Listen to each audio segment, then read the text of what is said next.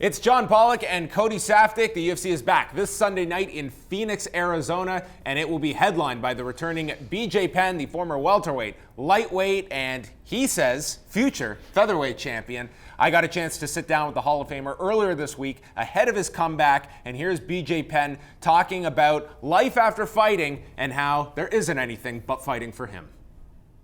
So you got a lot of people that fight in the UFC. They want to be a fighter in the UFC. They call themselves fighters. And then all this type of thing, but you got a lot of them that if you really ask them, they'll say that there's more to life than fighting.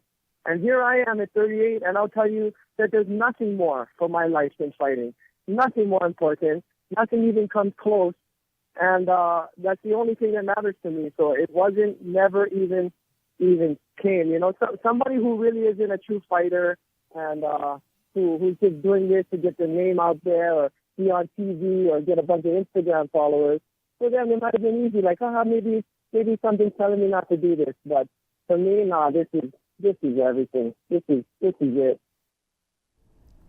All right, so BJ Penn talking about that a lot of fighters, they will say there is life after fighting. He disagrees. He says fighting is everything to him. He is a real fighter. I mean, for all of the talk of this comeback, Cody, we will look at guys that have come out of retirement and you question their motives or their drive. I can't do any of this with BJ Penn. This is somebody that could live comfortably with a tremendous legacy, and he has opted to not just come back, but uproot himself, go train in Albuquerque, New Mexico, from all accounts, put in the work for this, and he has had the option many times over the past year where he could have said, listen, this is just not in the cards for me, one fight after another falling apart, and yet here he is a year later since we were expecting the comeback, and he's ready. Well, we're always talking about, maybe it's going to be motivated BJ Penn, and then after the fight, it's usually, he wasn't motivated. But leading up to every single fight, you're to believe that he's motivated BJ Penn again. Even in the last fight against Frankie Edgar, he had brought in Nick Lentz and Mike Dolce to Hawaii. He had put together a good camp. He was making 145 pounds for the first time. He was in good shape. Nick Lentz had gone on record saying how good this guy was in sparring and how good this guy was in the gym. The end result, everyone says, that's the worst version of BJ Penn I ever saw. Wasn't motivated. So now we have the same thing. He's gone to New Mexico. Yes, he's training hard. And listen, I'm not going to lie. I think he's motivated BJ Penn again. It seems like all the cards are in place for him. I don't know if that older version of BJ Penn could succeed in somewhere like Albuquerque. I don't know if they would necessarily be attaching themselves if they didn't feel BJ was committing to that amount of work. Well, I mean, you got a big name guy, a big star like BJ Penn shows up to your gym and says, I want to train here. I don't think you turn him down. Even if you look at him and you think, yeah, he's not as good as he used to be, you still don't say, sorry, BJ, you're just not up to stuff. Get out of my gym. They're going to be there regardless for him. I don't know. To be honest, most gyms, yes, I would agree with you. At Jackson's, there is no shortage of star power, and that gym is loaded in volume with people. I mean, they're more so turning people away, in my estimation, than bringing in more names. Like, there's so many people there at this point that I don't think they're living and dying on BJ Penn. I feel that they would only have taken that guy on if they felt he was really serious about this. Yeah, but I feel like he's not showing up to the gym and begging, can I please, can I come train here? Can I come train here? When he's BJ Penn at the end of the day. So if you're Greg Jackson, you've been around the sport for a long time. You're not going to say, I look up to BJ Penn. But he's a pioneer of the sport. You don't turn a guy like that away. If he comes to your door and he says, hey, listen, I'd like to train here. This is BJ Penn. He's one of the pound-for-pound greats. And like anybody else, you got to be believing maybe he can recapture a little bit of that magic. Maybe some of that magic still exists. When you look at stuff on like the Countdown show, you see him sparring with Diego Sanchez or Derek Brunson. He seems slow. He doesn't seem like the BJ of old, but there's that magic. There's that what if he is able to recapture that. All the pieces are against him. He's taking a 24-year-old up-and-comer who has a great gas tank. BJ Penn, by the way, has never won a 5-round fight in his career. He's 0-3-1. He lost both of his fights to Frankie Edgar. He lost his fight to Jens Pulver way back when, and he has a draw against Kao Uno. But he doesn't strive in 5-round situations. You're putting him in a 5-round fight against a young up-and-comer who has got the gas, can go. All the pieces are against him, but once again, we just jump onto this. Well, maybe he's motivated again. Maybe there's that magic. There's the intrigue there. For 5-1, surely that's outrageous. BJ Penn has a chance to win this fight. But when I hear quotes like, well, there's no life for me after fighting. That kind of saddens me a little bit because you can't do this forever. And if there's no life for you after fighting at 38, well, it's going to be the same at 40 and 45 and 50. You don't want to see him fight forever because you don't want to see him get hurt. At some point, he has to be content with his life after fighting, whether that's owning a gym, whether that's training fighter of his own. There has to be something else. And the last point on that is he comes out with this quote saying, well, I'd be lying if I said it wasn't financially. And I think a lot of the people they talk about, and Ramsey, big advocate as well, this guy doesn't have to fight anymore. He could be living in paradise back in Hawaii, hanging out with his money.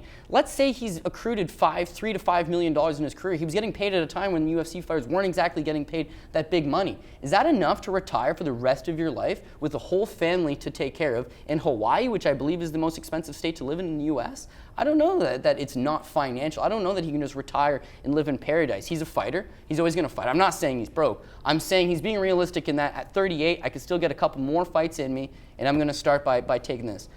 Title shot, I'd love to see it. I don't see it materializing, but it's BJ Penn, the flying Hawaiian. Would I love to see it? Of course. Yeah, I don't think we're going to be seeing a title fight in BJ Penn's future. And to be quite honest, I mean, I'm still picking Yair Rodriguez. I think this is the wrong opponent if you're looking for a great comeback story here with BJ Penn. I just feel Yair Rodriguez is too good in too many different areas. A guy that is 14 years younger than him.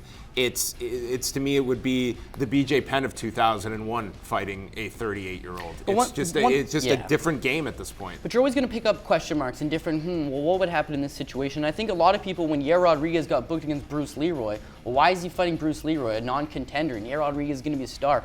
And Alex Caceres, Bruce Leroy, gives him every bit that he can handle in that fight. It's a good competitive fight. Now, let's say I told you that BJ Penn was returning to the UFC to take on Alex Caceres, Bruce Leroy. Wouldn't the narrative be, oh my God, BJ Penn's going to kill this guy? I don't know what the narrative would be because the fight is not booked. But I feel like if you're going to match up BJ Penn against prior opponents to Yair Rodriguez, how would BJ Penn do against Charles Rosa or Andre Fili? Geez, I'd have to imagine pretty good. If you want to look at how Yair Rodriguez would do against Frankie Edgar and those guys, probably not so well. So there's different levels to this, and as a result, it's going to be an intriguing fight. We've obviously beaten it to death this week in just, it's a big fight, it's coming up, there's a lot of intrigue on it. We've pretty much said everything there is to be said, but we're going to watch regardless because no matter what, there's that big question mark and people want to see the answer to it. Is this, you say it's a big fight. How, like, we compare it to the last 2 years where they've tried this Sunday night experiment and pairing it off the NFL playoffs. Of course, there's no comparison to the first year they tried it with Conor McGregor and Dennis Seaver. And even last year, you had Dominic Cruz and TJ Dillashaw. That was an excellent fight. Mm-hmm. And this year, it's like the story is BJ Penn's comeback. Do you see this having a large audience on Sunday night? I feel large enough. If you look at the card as a whole, maybe it's not the strongest card as a whole. So a lot of people will be quick to talk about that and say, well, you know, not exactly the best offering from the UFC, but it does have that one little bit on it, which is a good headlining fight, and it's got the return of BJ Penn. And I can't speak for everybody that do they want to watch BJ Penn the way hardcore fans want to watch him, but let's just say the absolute casual fan. When I first started watching MMA back in 2006, my dad's favorite fighter was BJ Penn. His buddies would come over, and they only knew a couple guys, and BJ Penn was one of them. And I don't think it's crazy for a casual fan to finish watching football and then think, well, what's going on? Oh, there's a MMA fight. Well, who's in it? BJ Penn.